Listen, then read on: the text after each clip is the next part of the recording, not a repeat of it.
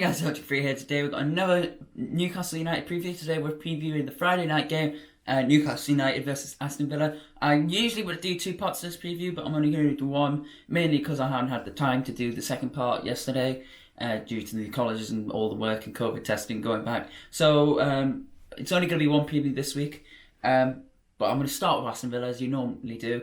You can see on your screen now, they're currently in 9th position, just below Liverpool, a struggling Liverpool, and above also struggling Arsenal.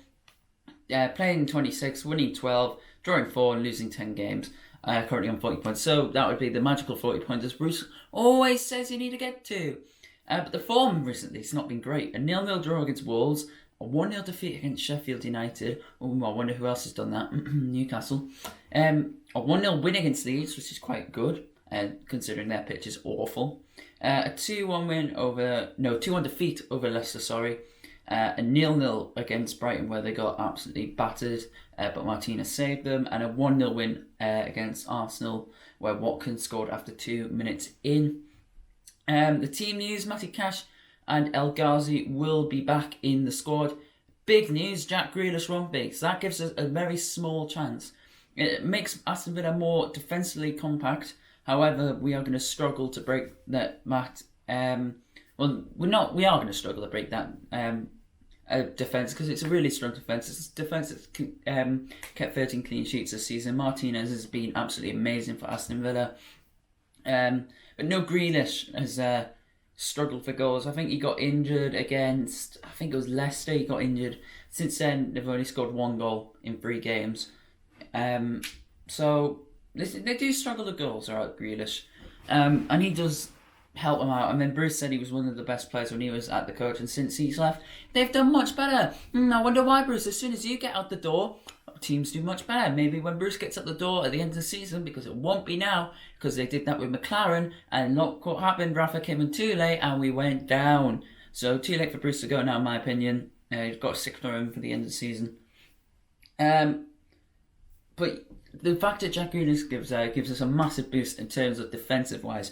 They probably will score with Ollie Watkins, because he's not scored since Arsenal, I don't think. And normally when you go on a bad run, you play Newcastle, you score. That's kind of how it works these days. But they play high pressing. Like, they would normally watch teams when they came back. They would be organised last season. Now they are organised. They press as a team. They look for the gaps all the time. They play the risky balls. So I think Aston Villa, obviously everyone knows Aston Villa have had a much better season, like West Ham this season as well. No one expects them to be near the top 4. Do Villa get Europe? Not Europe. They're definitely not getting Champions League, but Europa League would, at the minute, I think would be a little bit of a tough ask as well, because 5th and 6th will probably be Europa League, because City will win the Carabao. But can they get 7th and try and go for the qualifiers? I don't know. So can they build for the next season? Who knows? But anyway, the 2-0 defeat last time we played them was shocking. No effort, and the team looked like it was relegated after we went on a 10-game losing streak, without a win. We looked absolutely relegated already. But we have gone up a position, even though we didn't play well on Sunday against West Brom, which poses a similar story it have been all season. We're currently in 16th because Brighton lost against Leicester, with 7 wins, 6 draws and 14 defeats. That makes us on 27 points. So you probably need about 4 more wins to stay up in this division. So where can these wins come from? Brighton, Burnley, Sheffield United, Fulham. There's your 4 wins. The problem is, though, will we have enough to do it? I mean, West Brom should have been a win. Sheffield United would have been a win.